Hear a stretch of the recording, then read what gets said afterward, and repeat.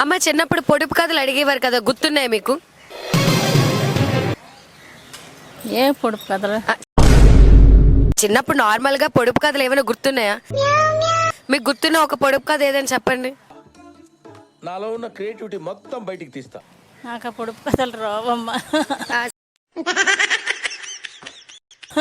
సరే నేను అడుగుతాను, చెప్పండి. తండ్రి గరగర, తల్లి పీచు పీచు, పిల్లల రత్నాలు ఏంటవి?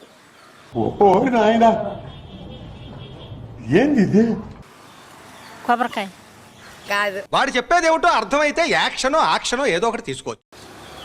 తాటికాయ కాదు. No, I don't think so. తాటికాయ అంటే ఏంటి? చాలా విచిత్రంగా ఉంది. నేను ఒక పొడుపు కథ అడిగాను. తండ్రి గరగర, తల్లి పీచు పీచు, పిల్లలు రత్నాలు. తెలియదేమో నాకు.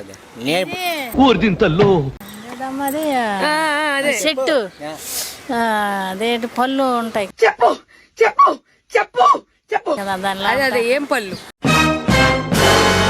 అదే దాని పేరు గబుకొని రాదు. రుకో జరా. థింకింగ్.